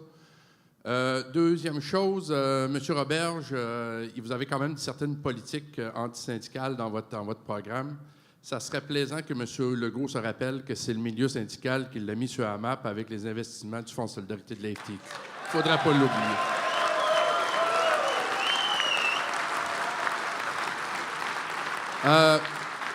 Ma question, elle est fort simple. On a parlé de la loi handicap beaucoup. Elle doit être modernisée. Est-ce que vous avez de quoi dans vos cartons pour faire sortir la loi handicap, l'application de la loi handicap en dehors des murs d'une entreprise? On se rappelle du conflit Journal de Montréal. J'ai eu un conflit à Caisse populaire de Sept-Îles en 2012 où j'ai des gens qui se promenaient et qui allaient faire des prêts hypothécaires partout dans les maisons, alors que normalement, ça se fait à l'intérieur des murs. Évidemment, la loi handicap ne s'appliquait pas, donc elle doit être modernisée. J'aimerais ça vous entendre là-dessus. Merci. OK. Je vous suggère, si ça vous va, qu'on fasse une rapide tournée. Puis après ça, on va être tenté de prendre quelques dernières questions. Je ne suis pas certaine qu'on va pouvoir passer tout le monde, par contre. Jean-François Roberge. Oui, rapidement, parce qu'il y en a vraiment beaucoup. D'abord, la première, la dame qui a parlé sur l'idée qu'il faut s'unir, le ralliement, il faut se rallier pour sortir les libéraux. Bien là, Québec solidaire veut fusionner avec Option nationale.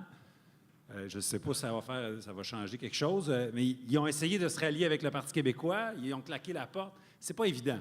Honnêtement, c'est pas évident de fusionner des partis qui ont des historiques, des congrès, des membres, etc. Puis pour vrai, je comprends qu'ils ont essayé de s'unir. Là, c'est en recherche de solutions, mais honnêtement, c'est plus difficile. C'est aux citoyens à décider. C'est ça que je pense. Il faut se dire aussi que c'est pas tous les nationalistes québécois qui sont souverainistes. Il y a des fiers Québécois qui ne sont pas souverainistes. Mais tous les souverainistes sont nationalistes.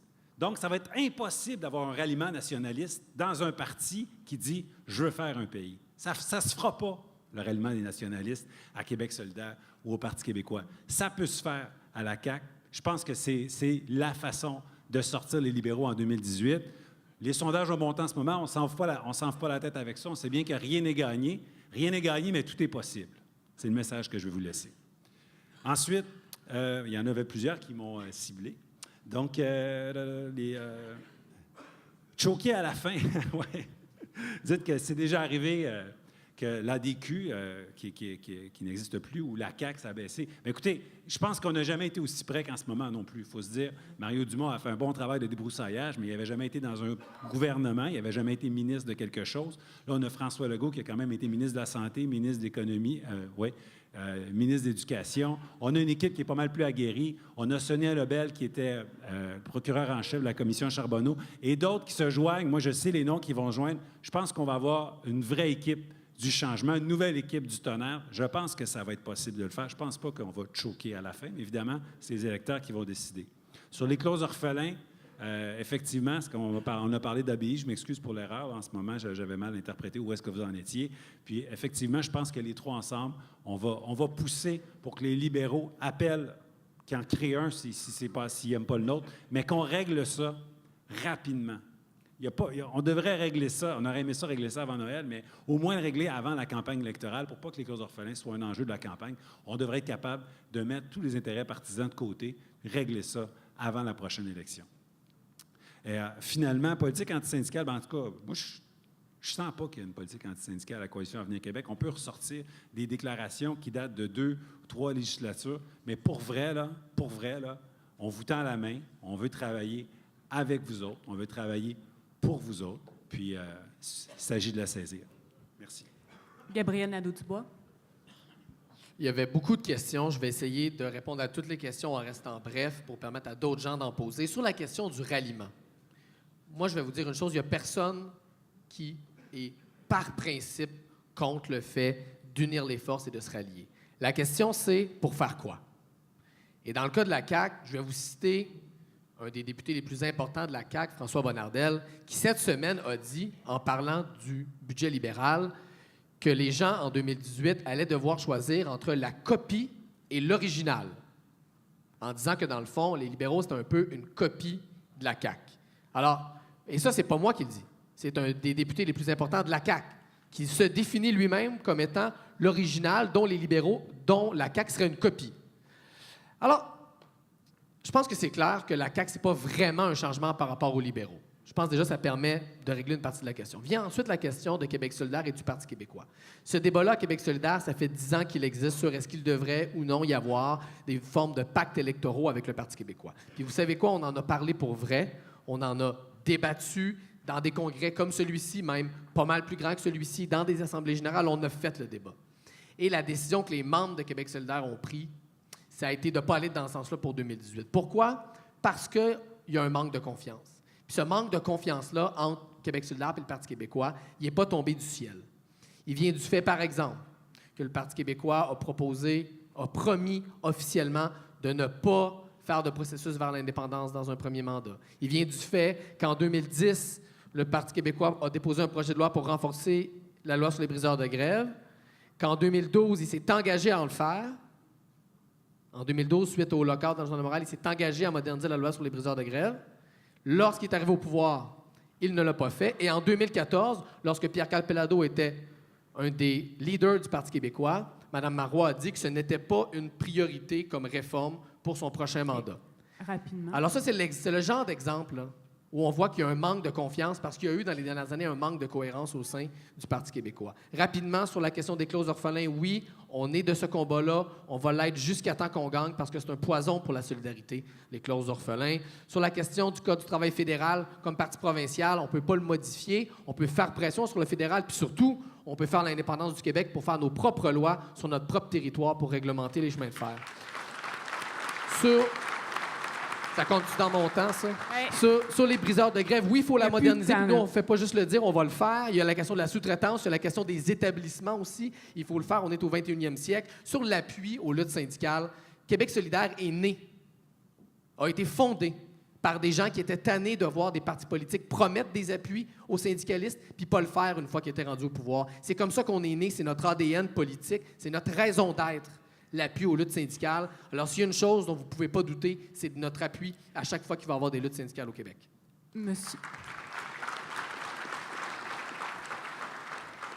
Monsieur Jean-François Lisée. Et ensuite, je voudrais vous dire, on ne peut pas passer tout le monde. On va se mettre beaucoup en retard sur l'horaire. Ce ne sera pas possible. Alors, je vais prendre les 2 prochaines interventions, donc les gens qui sont au micro présentement. Puis après ça, je suis vraiment désolée, on va devoir mettre fin au débat. Jean-François Lisée. Moderniser la loi anti-SICAB, oui. C'est moi qui suis chef du Parti québécois et c'est moi qui ai écrit un bouquin qui s'appelle « Comment mettre la droite KO en 15 arguments ». Alors oui, on va la moderniser. Je suis fier que le Parti québécois l'adopte et on va la moderniser. La sous-traitance, il y a un gros débat à faire. Je sais que le mouvement syndical s'est beaucoup mobilisé contre ça. On était à vos côtés. On est prêt à revoir ça dans le cadre, pas seulement de la loi anti-SICAB, mais effectivement de la multiplication de la sous-traitance. Les lois fédérales, bien, nous, on s'engage à ce qu'au moins, dans un premier mandat, la loi 101 soit appliquée à l'ensemble des travailleurs qui sont sous le régime fédéral pour qu'ils soient enfin protégés. Et dans le deuxième mandat, on veut réussir l'indépendance. On ne veut pas la rater dans le premier, on veut la réussir dans le deuxième. Et vous aurez les bénéfices des lois québécoises plus généreuses, des lois québécoises proposées et votées par le Parti québécois. Écoutez, on a essayé de faire un pacte électoral avec Québec solidaire. Puis, c'est pas parce qu'on a confiance en eux. Les seuls comtés que Québec solidaire a, ils les ont pas pris aux caquistes, ils les ont pas pris aux libéraux, ils les ont pris à nous. Dans Gouin, c'est un progressiste qui était là, qui a été remplacé. Dans Sainte-Marie-Saint-Jacques, c'est un écologiste, Daniel Breton, qui a été remplacé par QS. Puis là, ce qu'ils veulent, c'est se battre contre Carole Poirier dans Hochelaga-Maisonneuve. C'est une priorité, ça, de débarquer une féministe proche des syndicats, proche de la pauvreté. Puis en région, leur priorité, ben, c'est Québec. Il y a plein de comtés libéraux et caquistes, mais leur priorité, c'est de faire débarquer Agnès Maltais. Alors non, ce n'est pas la confiance qui a fait qu'on voulait faire un pacte avec Québec solidaire. C'est l'intérêt général. Puis nous, on était prêts à surmonter notre méfiance pour dire c'est plus important l'intérêt général de débarquer les libéraux puis d'empêcher les caquistes de prendre le pouvoir que les différences qu'on a entre nous. Plus important. Et juste en concluant, Pierre-André, juste en concluant, nous, là, on a fait le maximum. Et la façon dont QS a dit non, c'était méchant, mesquin, des gens sur leur congrès nous traitant de racistes. C'était vraiment la pire façon possible.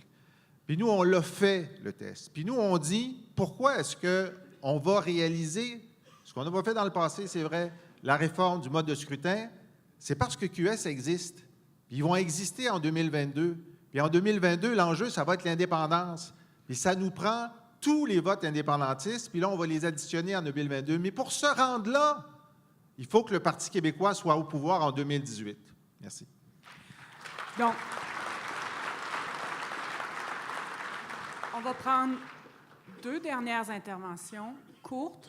Et ensuite, ce que je ferai, c'est que je vous donnerai la parole pour répondre à ces interventions-là et enchaîner avec une conclusion chacun.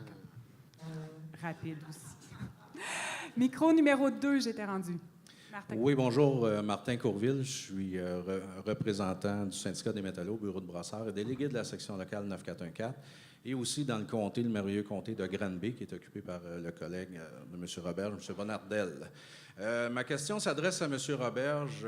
J'ai entendu le mot « transparence » quand on a parlé de processus de syndicalisation. C'est le mot qu'on utilise quand on veut maintenant faire en sorte que le processus de syndicalisation devienne encore plus complexe, prenne encore plus de temps et permette aux employeurs de laisser planer un paquet de menaces en espérant que les employés votent contre l'accréditation syndicale. Ce que ça veut dire, la transparence, de ce que j'entends de la CAQ, pas nécessairement de M. Roberge, mais votre chef a laissé dépasser son jupon à un moment donné. Son entourage l'a remonté, mais il est à veille de se détacher encore. C'est que la transparence, c'est on fait signer 99 cartes sur 100. La CAQ dit on n'est pas certain que ces gens-là ont signé volontairement. Peut-être que le syndicat était armé pour faire signer les cartes de syndicat. Donc, on va faire un vote. On va faire voter les gens pour être sûr qu'ils veulent bien de ce syndicat-là. Et naturellement, des syndicats véreux qui proviennent du même milieu qu'entre autres du chef de la CAQ, c'est-à-dire le fameux 1 qui veulent s'occuper du bien des salariés. C'est toujours inquiétant quand le 1 veut s'occuper de notre bien. OK? Là, font en sorte de complexifier les démarches. Il y a un vote qui est sorti à un moment donné et si la campagne de peur a bien fonctionné, le syndicat n'aura pas d'accréditation. Pour votre gouverne, M. Roberge, j'ai l'occasion, de par mon travail, la chance, le privilège de voyager aux États-Unis, de discuter avec des gens de tous les États des États-Unis. Vous irez sur Internet faire une petite recherche en tapant le mot « Union Buster ». Démanteleur de syndicats, on va utiliser un terme un peu français. Démanteleur de syndicats, je pense que c'est approprié. C'est des firmes qui offrent leurs services, c'est pas caché, pour s'imprégner, s'intégrer dans les milieux de travail qui veulent se syndiquer, dénoncer à l'employeur ceux qui sont à l'origine de la démarche, utiliser de violence, de menaces. C'est ce qu'on voit. Quand on veut un peu plus de transparence, selon vos termes, tant qu'au processus d'obtention d'accréditation syndicale, un petit exemple, et je vais terminer là-dessus. Merci. Il y a un mois. Il y a un mois, des méchantes couturières de la région d'Iberville ont voulu se syndiquer. Dans la même journée, l'employeur pense à leur écrire une lettre, il vient d'avoir une idée, on va réviser vos conditions salariales. Dans l'après-midi, il annonce la fermeture de l'entreprise. La même journée, et là, on a l'article 12 du Code du travail qui parle d'ingérence. Ça existe présentement. La CAQ trouve que ce n'est pas encore assez transparent et veut donner plus de cordes au boss. C'est tout simplement... Je sens qu'on aurait pu continuer ça longtemps. Résolution d'urgence pour une vraie loi contre les